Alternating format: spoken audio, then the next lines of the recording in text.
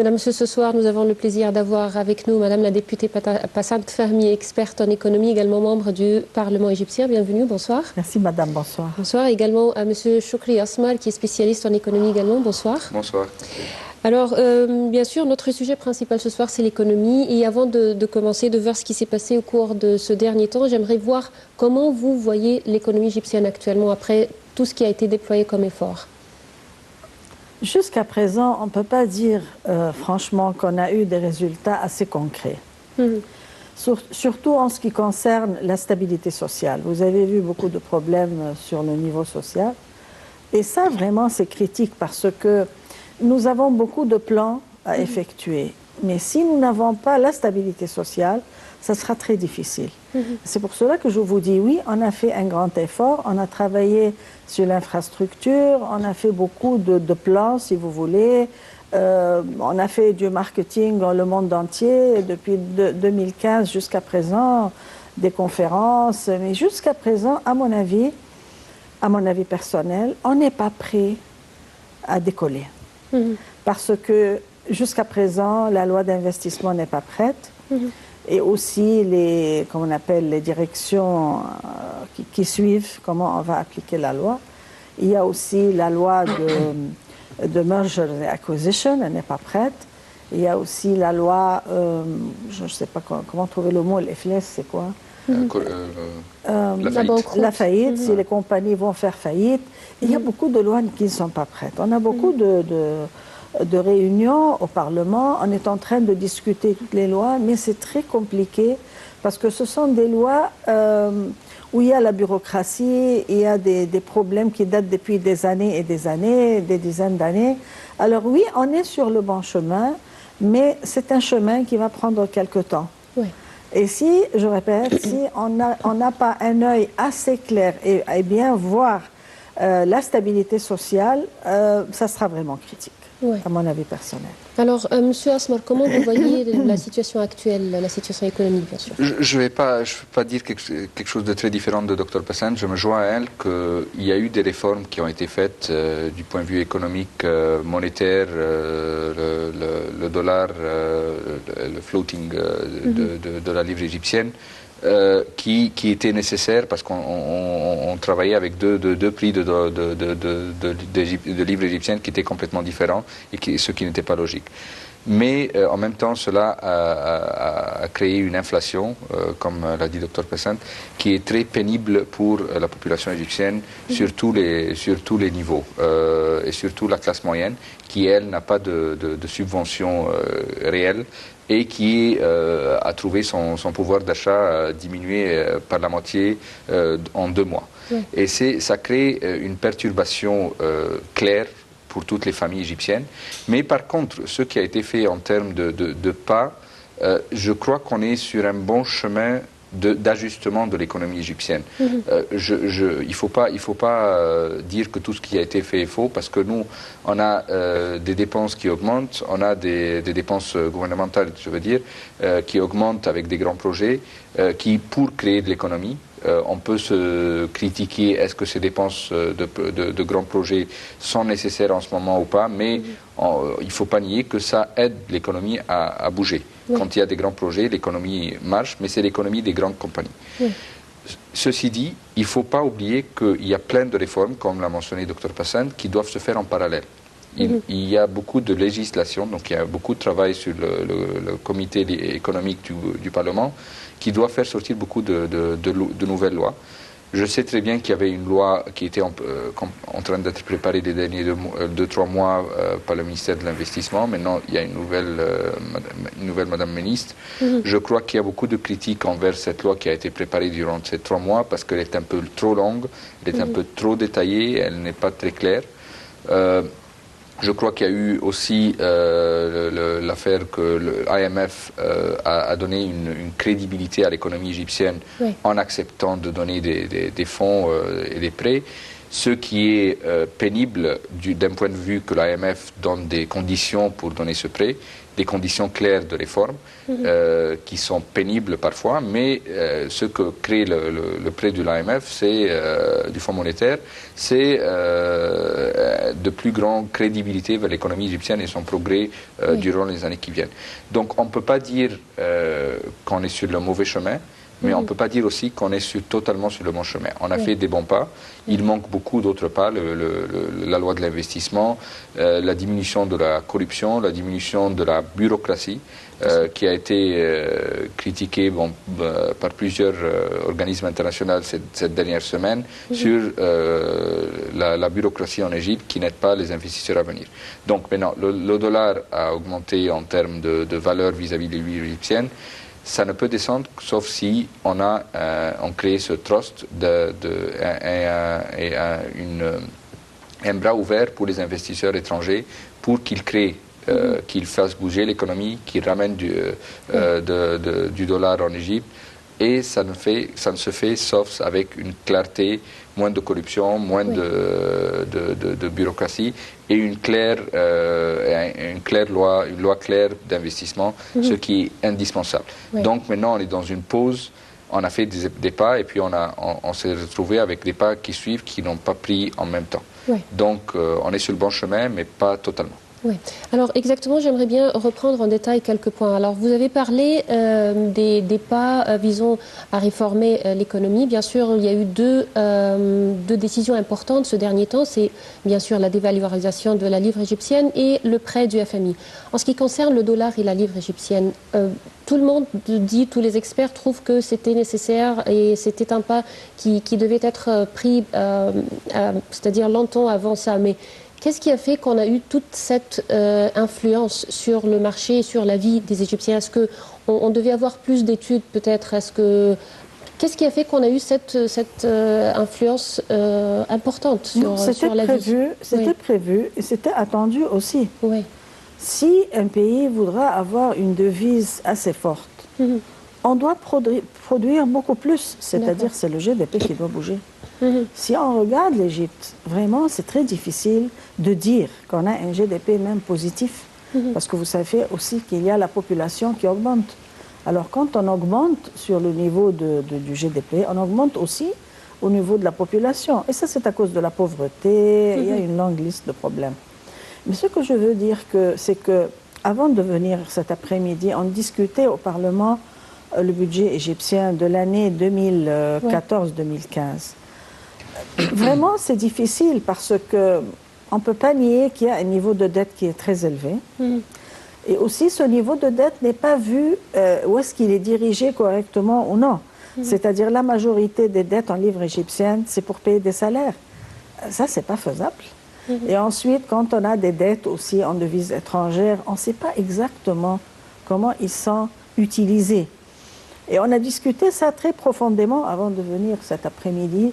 Mais le problème, c'est que je ne peux pas dire que c'est mal utilisé, mais ça prouve d'un jour à l'autre qu'il n'y a pas une vision assez claire. Comment on dirige l'économie? Qu'est-ce qu'on veut exactement? Est-ce qu'on veut satisfaire les gens par leur donner beaucoup d'argent, plus d'argent, même si cet argent-là c'est pas une économie réelle?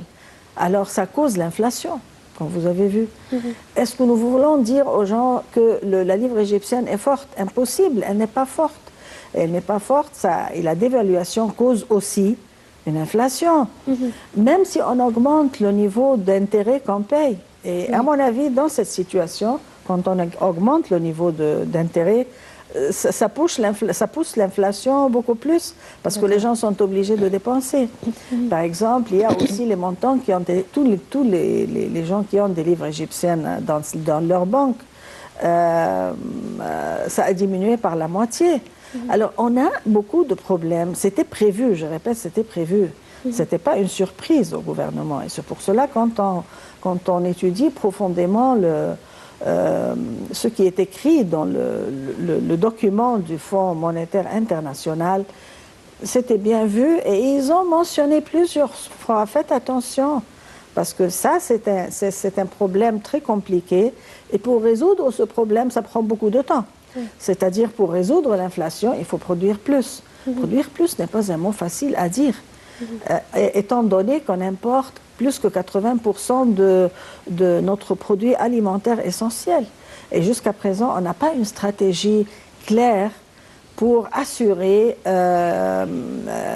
des niveaux acceptables, même pour les produits principaux, que ce soit le sucre, le riz, le blé. On n'a pas cette stratégie jusqu'à présent.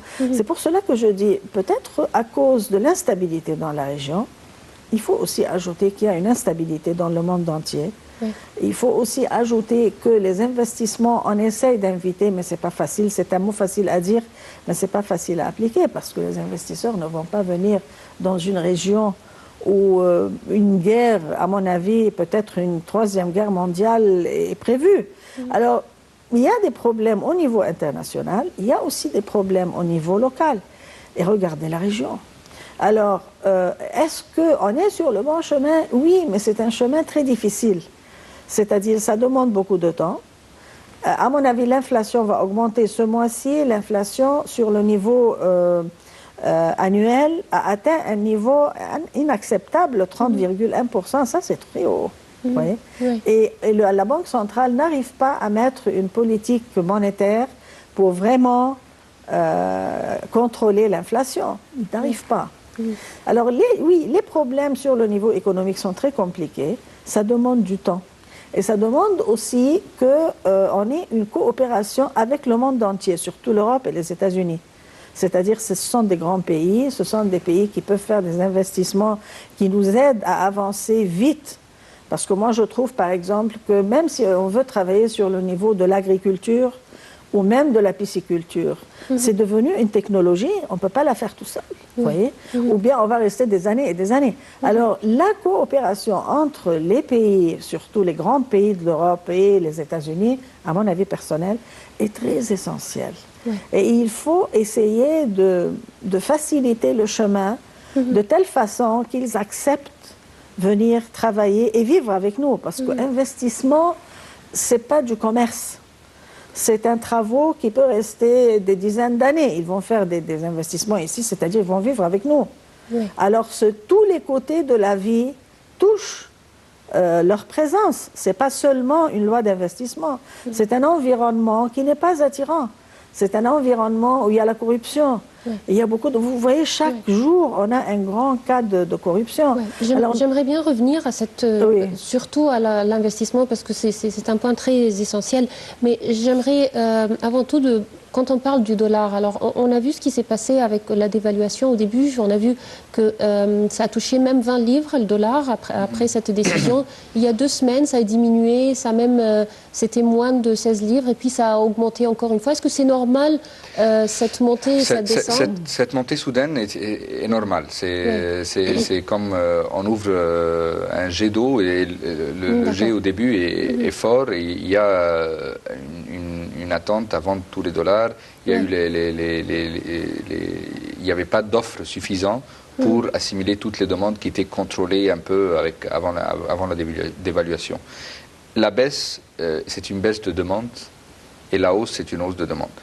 Je ne trouve pas que le prix réel du dollar est ce prix actuel de 18 points quelque chose qu'on a actuellement, mais c'est un prix beaucoup plus bas. Mais on ne peut pas l'atteindre, le prix réel, sauf si, comme Dr Passant l'avait dit, c'est qu'on augmente notre production interne. Et on ne peut pas faire ça sans 2 équilibres essentiels. Premièrement, il y a les grandes dépenses gouvernementales, qui sont les grands projets, qui sont d'une part nécessaires pour bouger l'économie, donc faire travailler des subcontractors, des sous-constructeurs dans ces projets, qui font travailler des gens, et ça fait bouger l'économie. Mais en parallèle, ça crée une dette interne énorme, et on le fait par imprimant de l'argent, et ça crée une inflation. Donc c'est un cercle vicieux. Donc au moins, si on veut faire bouger l'économie, qu'on choisisse qu'il y ait une claire priorité vers des projets, des grands projets qui créent de la valeur. Pas des projets stagnants, mais des projets qui peuvent aider l'économie à bouger. Ça, c'est le premier équilibre dont je parle. Donc, faire, oui, des grands projets, mais choisir bien les grands projets pour des projets qui aident à créer de la valeur pour le futur. Et non pas des projets qui, simplement pour faire à court terme, travailler des compagnies et des gens et bouger l'économie. Le deuxième équilibre que je trouve qui est essentiel, c'est l'équilibre du taux d'intérêt qui a haussé énormément par la Banque centrale pour attirer et essayer d'atténuer l'effet de l'inflation. Mais en même temps, on n'a pas pensé aux moyennes et petites et moyennes entreprises qui, pour eux, de mettre l'argent à 20% à la banque était beaucoup plus rentable que de prendre le risque et de gagner à la fin 23 et 24% par an. Donc, s'ils font marcher leur travail. Donc, beaucoup de petites boîtes ont fermé, simplement ils ont mis l'argent à la banque. Ce qui n'est pas simple pour l'économie.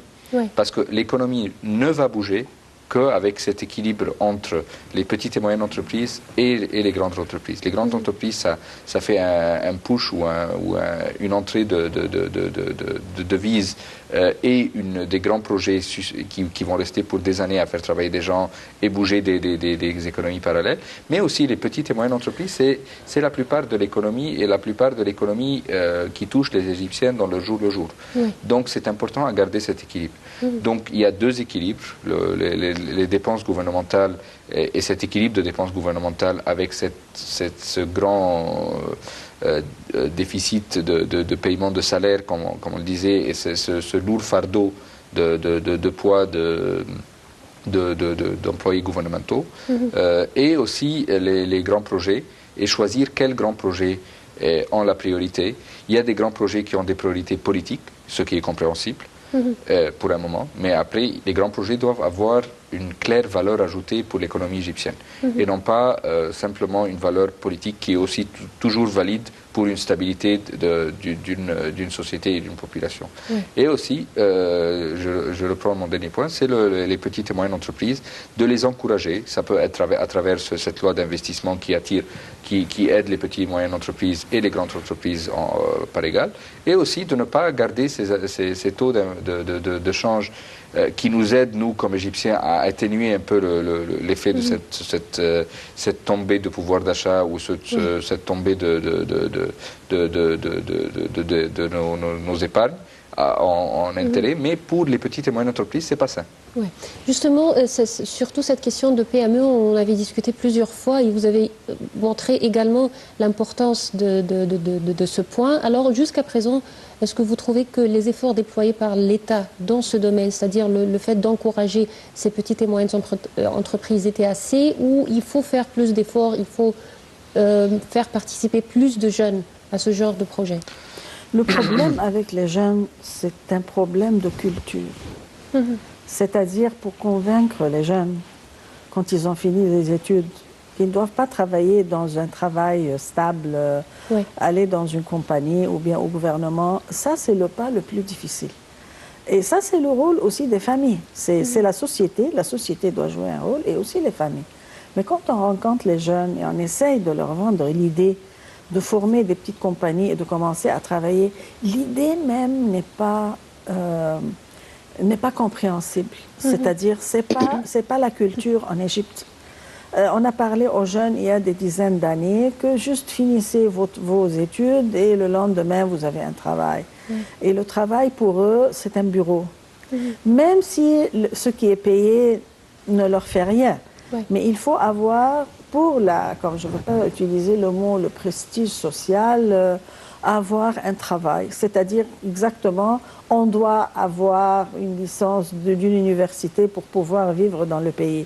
Ça, c'est une culture, et quand on a vu comment on a essayé de travailler sur le microfinancement, on a été vraiment surpris de la réaction des jeunes.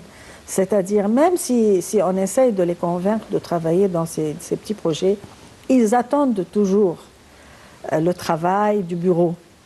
Alors ça, moi j'ai vu que c'était un problème de culture. Le gouvernement, au contraire, ils ont alloqué 200 milliards de livres égyptiennes pour que les jeunes aillent s'emprunter et faire des travaux. Ça ne bouge pas. Et on a rencontré plusieurs fois le gouverneur de la Banque centrale pour savoir comment les statistiques bougent. En fait, les jeunes ne s'intéressent pas. Et ça aussi, c'est choquant. Et la majorité de ces montants-là ont été dirigés vers les grandes compagnies, malheureusement. Vous voyez, parce qu'on ne s'intéresse pas. Et ça c'est un problème de culture, c'est très compliqué. Mais on doit continuer à faire un effort. Les familles doivent faire un effort, les écoles, les universités, tout le monde. Parce que quand on regarde d'autres pays, par exemple, moi j'enseigne à une des universités privées, et je répète toujours, l'homme le plus riche du monde n'a pas fait l'université, qui est Bill Gates. On me regarde choqué. Comment il n'a pas fait l'université? Il n'a pas fait l'université. Il a travaillé dans le secteur privé. Il a commencé avec des jeunes amis et il est devenu l'homme le plus riche du monde. Cette idée-là n'est pas acceptée par le peuple égyptien. Par contre, si on voit, par exemple, moi je voyageais beaucoup en Syrie, dans cette région-là, dans des banques, et je trouvais les jeunes Syriens tout à fait différents. Et vous voyez ici l'expérience, quand ils sont venus en Égypte, ils ont travaillé le lendemain, parce que c'est la culture.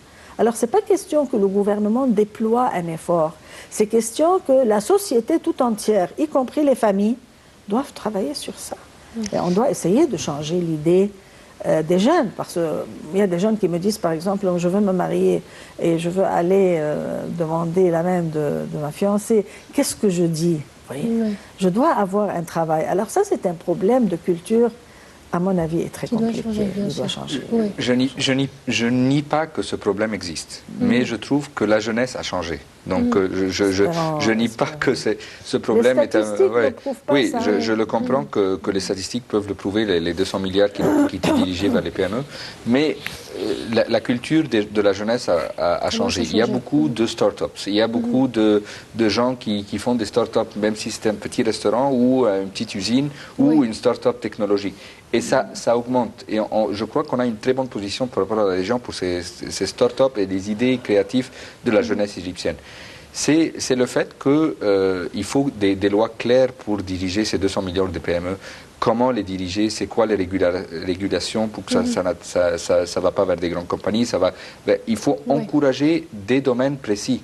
Comme la loi de l'investissement, on disait qu'elle encourage des domaines d'économie ou de production précis par gouvernorat et leur donner des subventions vis-à-vis des taxes, vis-à-vis des aides pour qu'ils commencent leur projet dans certains gouvernorats. Il faut que le gouvernement joue ce rôle de régulateur et de strategy maker, de dire ces domaines-là qu'il faut aider.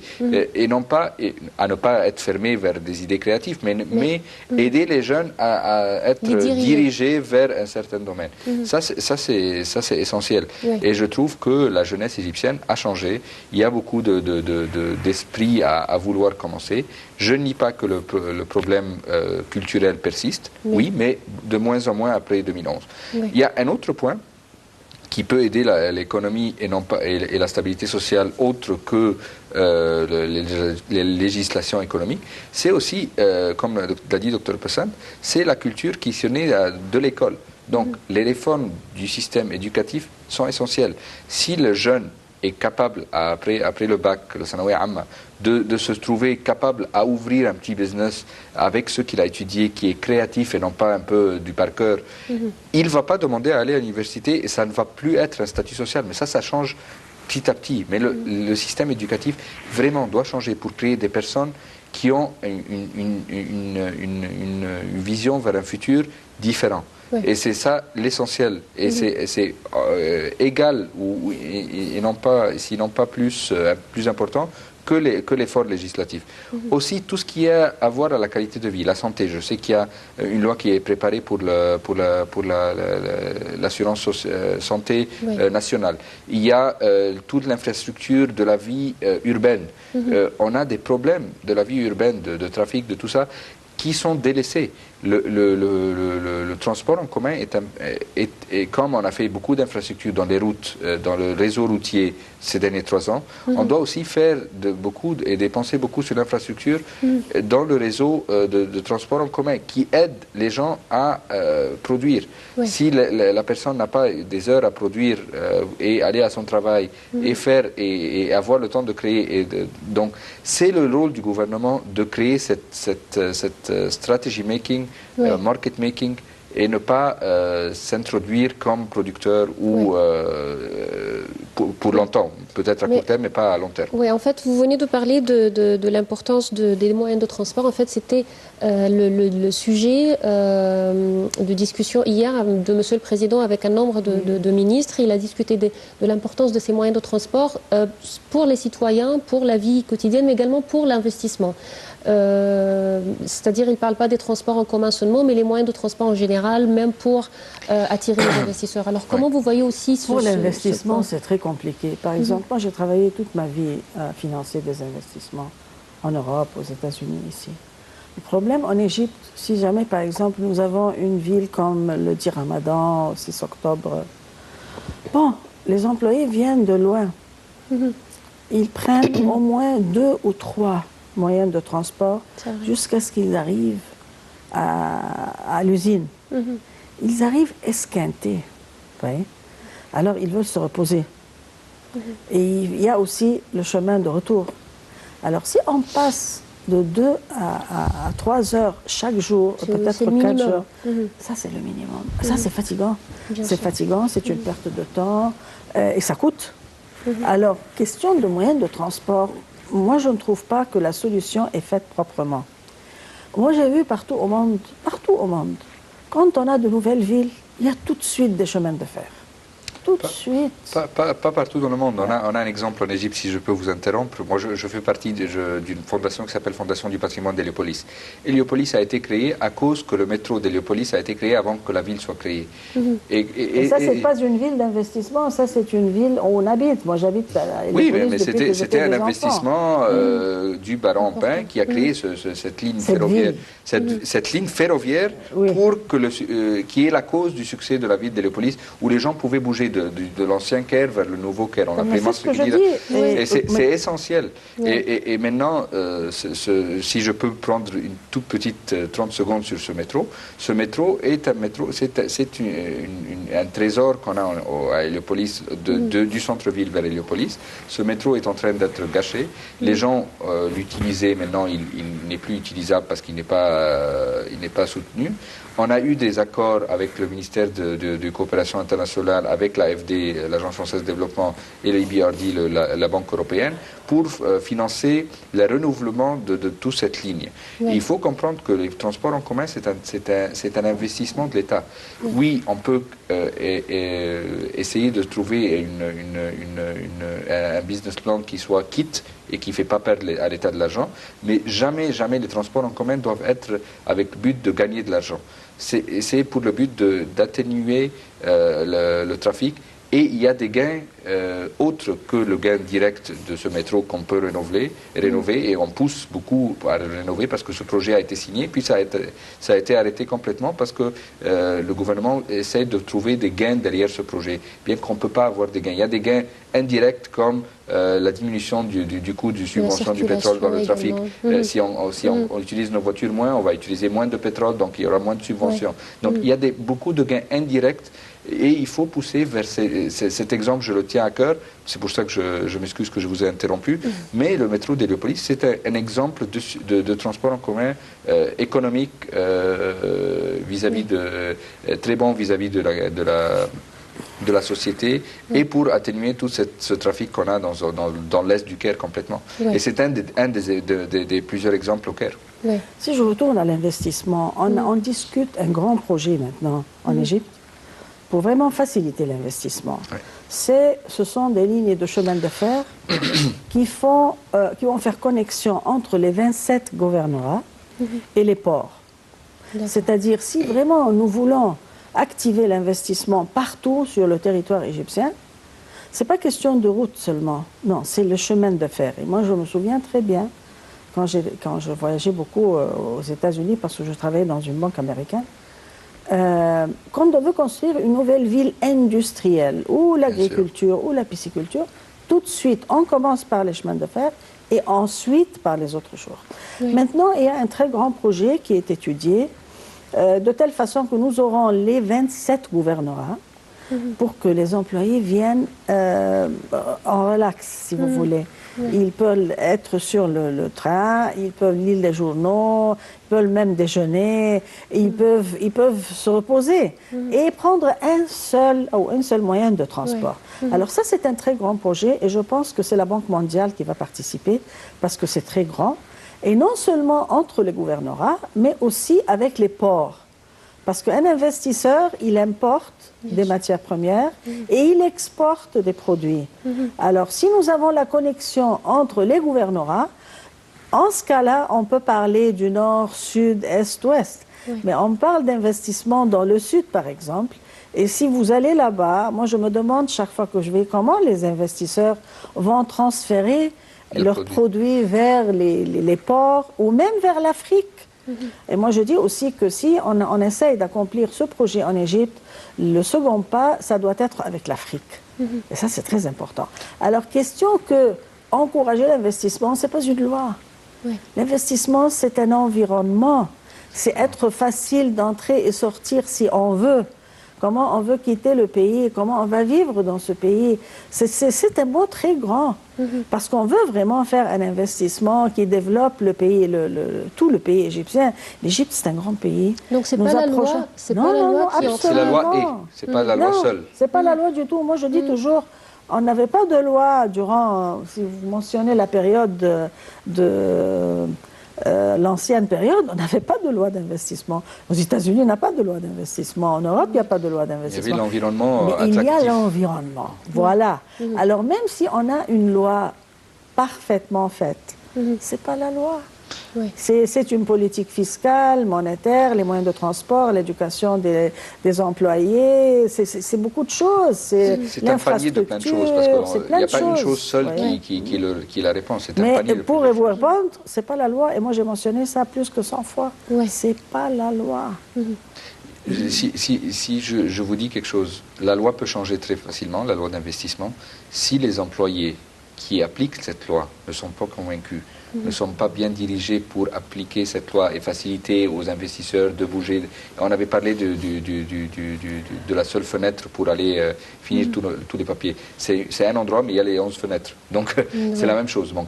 Et c'est le fait que l'application de la loi, c'est le plus important.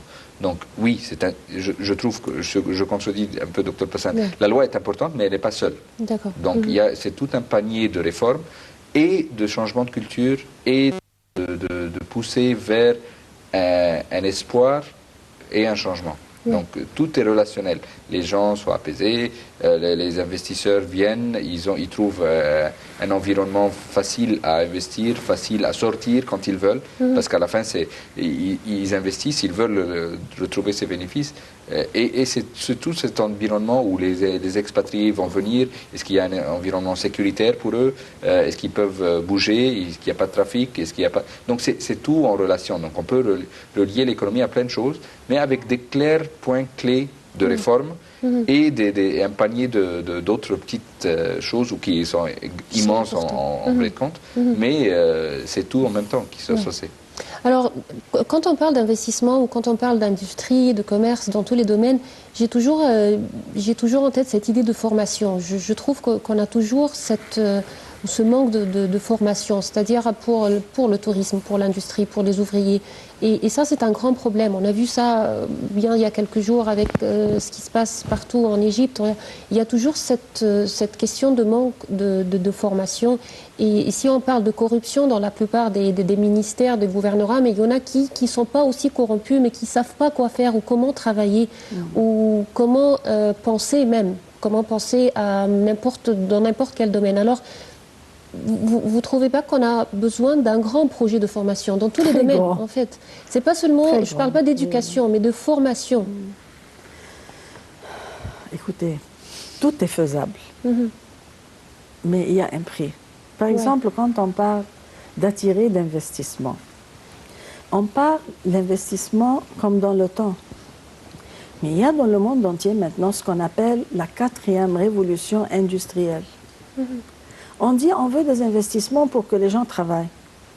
Mais la majorité d'investissements maintenant, surtout industriels, ne dépendent pas de la main-d'œuvre. Ce sont des robots qui travaillent.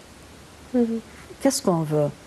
Est-ce qu'on veut importer l'investissement à l'ancienne modèle ou l'investissement moderne, comme tout le monde. Par exemple, quand on parle, on veut à tout prix, et je ne sais pas pourquoi, avoir une voiture en Égypte. On veut former une voiture en Égypte. Mais les voitures maintenant ne sont pas vraiment faites avec la main-d'œuvre.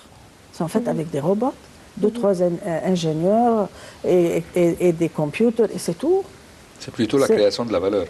Voilà, c'est pas comme dans le temps. C'est le seul domaine qui peut vraiment créer, utiliser la main-d'œuvre, c'est l'agriculture et la construction. Et le tourisme. Et le tourisme. Mais c'est pas assez, vous voyez. C'est-à-dire, si vraiment on veut combattre le chômage, c'est pas l'industrie moderne. L'industrie moderne n'utilise pas des main-d'œuvre. Deuxièmement, on veut à tout prix avoir une industrie moderne et importer de nouveau les matières premières. Dans cette situation où les réserves en devises étrangères sont très critiques, dans une situation où le monde entier est instable et on parle de tourisme. Mais quand même, il y a des matières premières qu'on peut trouver ici en Égypte. Voilà, si on a une industrie qui va utiliser la matière première. Une industrie complémentaire. Chez nous, ça va. Mais si on parle d'industrie comme on écoute toujours la formation de voitures, je ne sais pas quoi, c'est pas ça. Alors c'est pour cela que je vous ai dit, même il n'y a pas une vision claire de ce qu'on veut faire. On parle toujours de l'ancien temps. Par exemple, quand vous parlez de surtout cet exemple de fabrication de voitures, c'est vrai que peut-être on n'a pas tout ce qu'une usine aura besoin. Notre travail. Mais c'est partout en fait. C'est-à-dire si on parle de n'importe quelle marque, c'est pas construit dans un seul pays, mais chaque partie vient d'un pays. Alors on pourra participer. Est-ce que vous avez des devises étrangères assez? Ça c'est la question. Est-ce que vous êtes prête de former l'usine maintenant et utiliser la façon moderne? Mais on parle d'investissement, c'est-à-dire on aura un investisseur peut-être étranger qui pourra avoir une coopération. Hier, une marque japonaise qui va fabriquer en Arabie Saoudite, je ne vais pas dire la marque, a déclaré qu'elle pourrait prendre des pièces de rechange ou des pièces de fabrication de l'Égypte. C'est ça la création de valeur. Quand on a, pardon? Comme quoi? Non, mais c'est de créer des usines qui rassemblent. C'est des usines de rassemblement, à mon avis, c'est rien du tout. Mais formation, mais en fait, je crois que c'est partout des rassemblements. Maintenant, on ne parle pas de création. Pour cette industrie spécifiquement, on a l'extraordinaire emplacement du canal de Suez et le potentiel de la zone autour. On doit créer des industries de complémentarité, de ramener des pièces d'Asie, des pièces d'Europe, et nous on fait le produit final et on crée la valeur. Et simplement pour vous dire, la personne ou le domaine qui fait le rassemblement ou la pièce finale, c'est lui qui a le plus de valeur. En général, les marges de la vente d'un produit final sont beaucoup plus élevées que des marges de produits à compléter. Considérer aussi la politique monétaire. Oui, exactement. Est-ce que nous avons des dollars à faire ça? Non, mais c'est quand on est dans des prix. Réaliste, c'est de faire marcher l'économie. Et oui, on doit trouver des industries qui font travailler des gens, mais on doit trouver des industries qui utilisent les richesses internes. Oui, bien sûr, mais aussi qui font créer de la valeur. Créer de la valeur pour une économie interne forte. Donc s'autodépendre entre gouvernorats et non pas s'autodépendre avec d'autres pays. Donc diminuer le déficit d'export et d'import et de faire travailler les gens d'eux-mêmes. Mais aussi, on a un grand luxe en Égypte, c'est l'emplacement pour les industries, mais aussi on a beaucoup de services.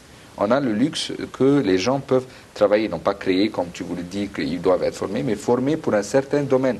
Les gens doivent accepter qu'on peut travailler dans un domaine, on est l'expert dans ce service, par exemple le tourisme. Le tourisme a besoin plein d'autres choses, de point de vue sécurité, pour les touristes et tout, et ça avance. Mais il nous manque la formation. Si on parle qu'on a 2 ministères, et il y a un haut organisme pour le tourisme, et on a l'état actuel du tourisme, c'est vraiment...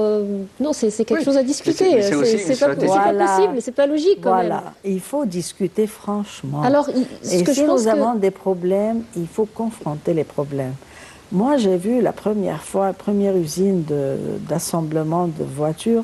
C'est pas des voitures, mais c'était des mini... Comment on appelle Demi-camionnette. Voilà. C'était à General Motors. Moi, j'étais très jeune et j'ai été visiter l'usine. Vous savez qu'est-ce que j'ai vu dans le temps? Et c'est pour cela que je vous dis, il y a des industries qui ne nous conviennent pas. Et c'était il y a 25 ans avec la Chase Manhattan. Toute l'usine, il n'y avait que comment on appelle, des ingénieurs qui fixaient il y avait ce look, comme on appelle, du plafond. Oui. Ils sont en train de faire ça. Et c'est tout, et il y a la voiture. C'est pas une industrie comme on pense. Ils rassemblaient. Oui. Rassemblement a besoin de quelques outils. Et ils faisaient ça, et la voiture sort dans 24 heures. Oui. Il n'y avait pas d'employés, il y avait des ingénieurs. Oui. Vous voyez. Et dans le temps, 25 ans, ce n'était pas comme maintenant. Maintenant, il y a une révolution industrielle au monde entier. Oui. Je comprends ce que vous voulez dire, c'est que c'est plus important, par exemple, l'industrie agricole, l'industrie... C'est très important parce qu'on peut, sur l'agriculture, avoir non seulement l'alimentation, mais aussi beaucoup d'autres industries. C'est-à-dire, par exemple, nous avons un problème sur le niveau des médicaments. On n'a pas. On a des problèmes, on importe le fève, l'huile et le blé. C'est la direction de subventions pour diriger les gens à investir dans des domaines dont il y a besoin. Donc c'est ça le rôle du gouvernement, c'est la direction, le strategy making. Et je veux un peu mettre le point sur les services. Les services, c'est un domaine extraordinaire. On doit améliorer nos services, d'hôpitaux, de santé, qui sont vraiment pas acceptables. On doit améliorer nos services d'éducation, c'est de la formation. La formation, c'est pas simplement un changement de curriculum scolaire, c'est aussi la formation des professeurs pour comment enseigner. Ça, c'est un domaine.